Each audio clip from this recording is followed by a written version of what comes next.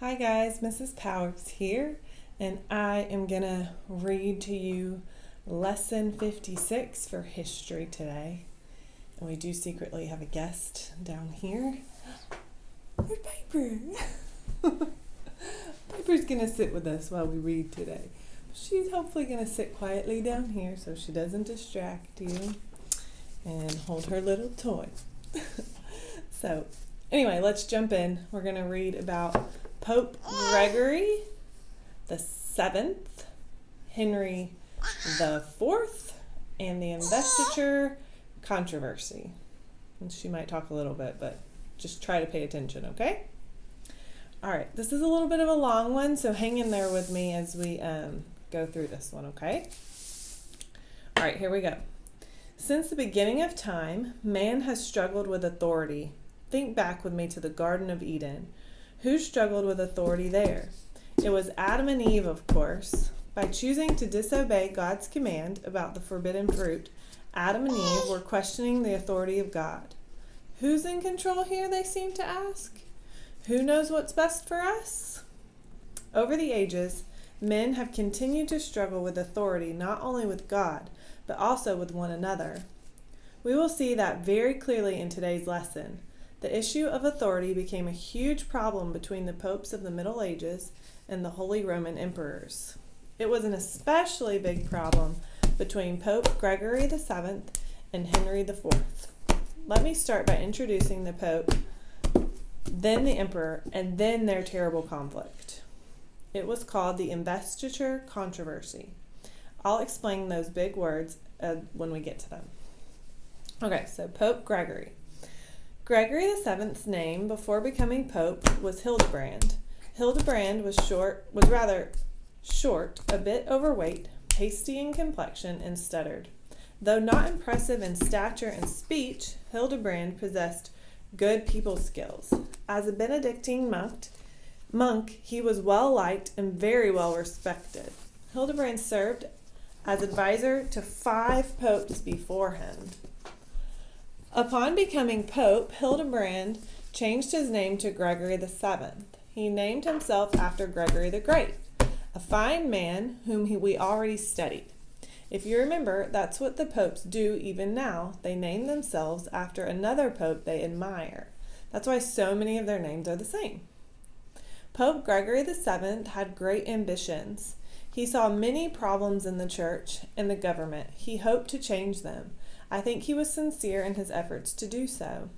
But even the most sincere efforts can backfire. It seems that the changes Gregory made created other problems. First, in an effort to purify the priesthood, Pope Gregory insisted that every priest in the church be unmarried. He believed that the priest could be more loyal to the church without wives and children to be responsible for. Though Gregory's intentions were good ones, it created terrible problems for the priests who at the time were already married. In order to comply with the wishes of the Pope, the priests had to either give up their wives or give up the priesthood. It caused problems for years.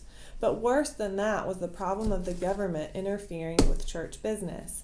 You see, in most cases, the Holy Roman Emperor or members of his staff were choosing the men who would serve in important church positions. Gregory saw this as a problem that he needed to solve. He firmly believed that members of the church, not the government, should select men to the 2 positions in the church. Gregory probably had the best of intentions in correcting this situation, but in doing so, he stirred up more trouble than he ever dreamed. This leads to Henry the Fourth. He was part of the trouble. But before I fully introduce him, let me stop and explain who the Henrys were in the Middle Ages. There were so many of them that it can be confusing. First of all, Henry was the name given to 8 different kings of England. Wow. The first Henry happened to be the son of William the Conqueror. The last Henry of England was the infamous Henry VIII. There have been songs and nursery rhymes written about him. In France, there were 4 kings named Henry. None were so famous that I'll mention them here. But in Germany, there were 7 kings named Henry. All but the first were considered Holy Roman emperors. It is Henry IV of Germany, one of the Holy Roman Emperors, who is the focus of our lesson today. Now I'll explain who he is. Henry IV became emperor when he was just 6 years old. His mother served as regent in his place until he was old enough to be a true emperor. By the time Henry was 19, his authority was well established in Germany. That is, except with the Pope. It seems that for years the kings of Germany, or the Holy Roman Emperors, were choosing who would serve in the church. They saw this arrangement as part of the feudal system. We learned how the feudal system worked in the last lesson. The kings, as major landowners, thought they had authority over everyone who owned land under them, including members of the church. Because of this, the kings thought they should have the right to choose whoever would serve in high church positions.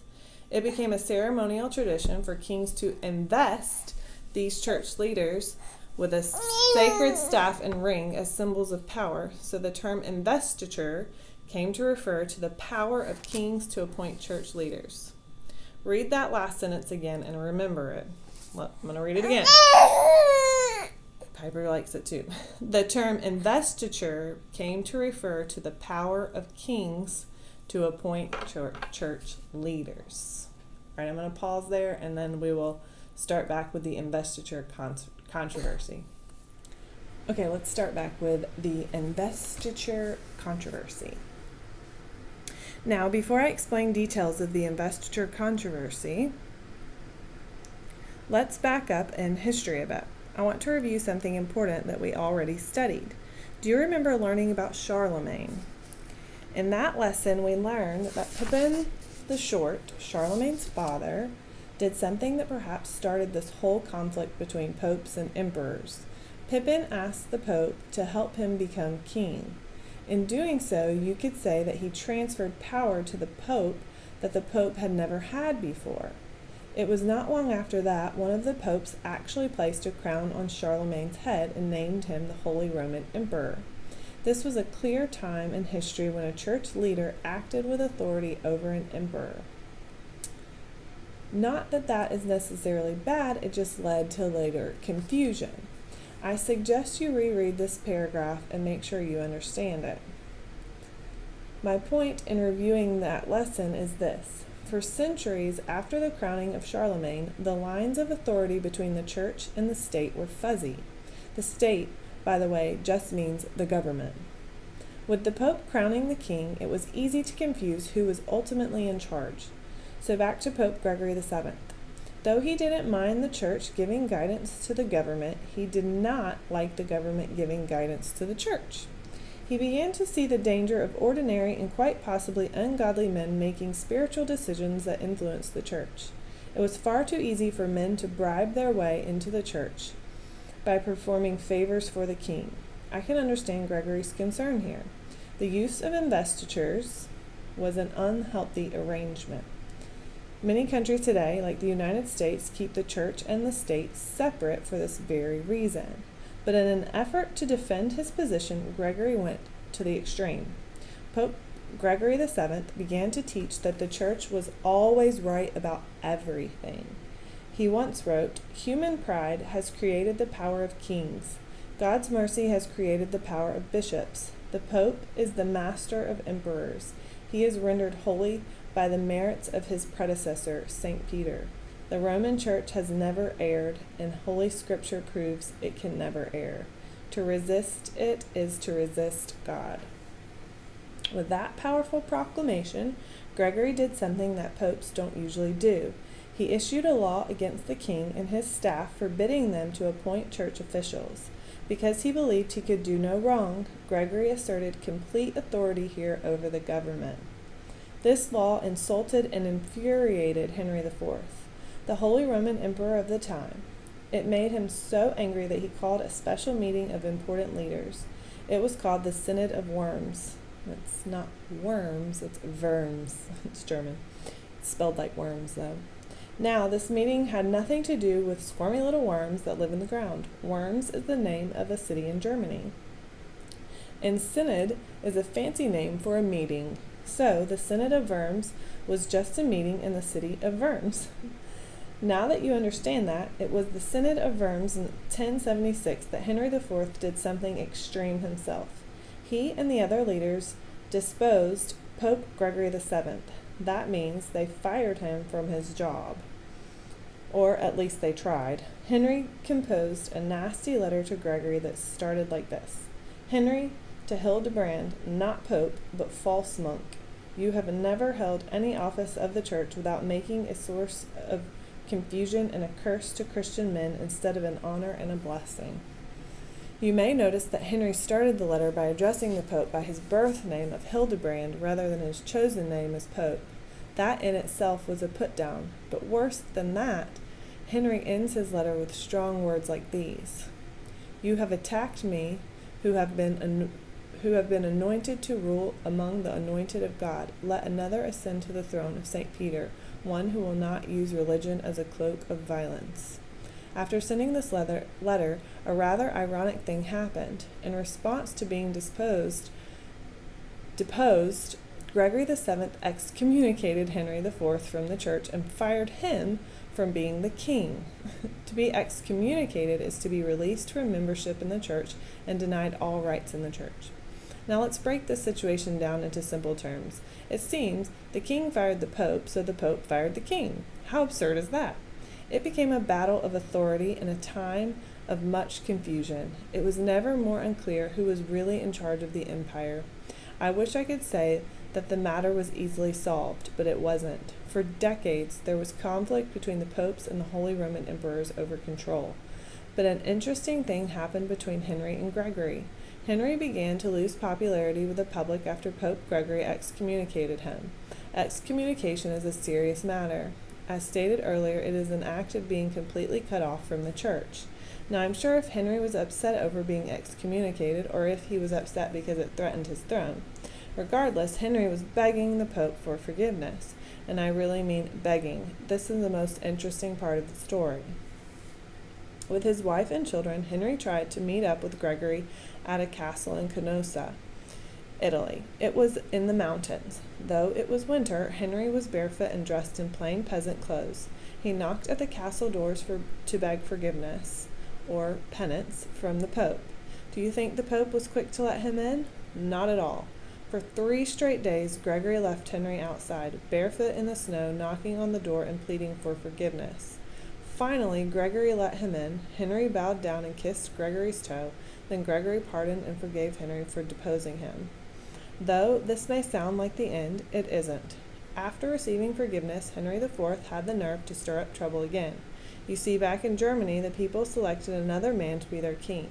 His name was Rudolph. For years, Henry IV and Rudolph fought over who was the rightful king of the Holy Roman Empire. Pope Gregory VII naturally supported Rudolph. This infuriated Henry so much that he called together another important meeting to try to depose Gregory again.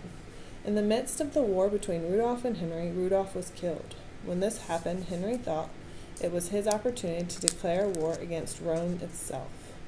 Rome, of course, was where Pope Gregory lived.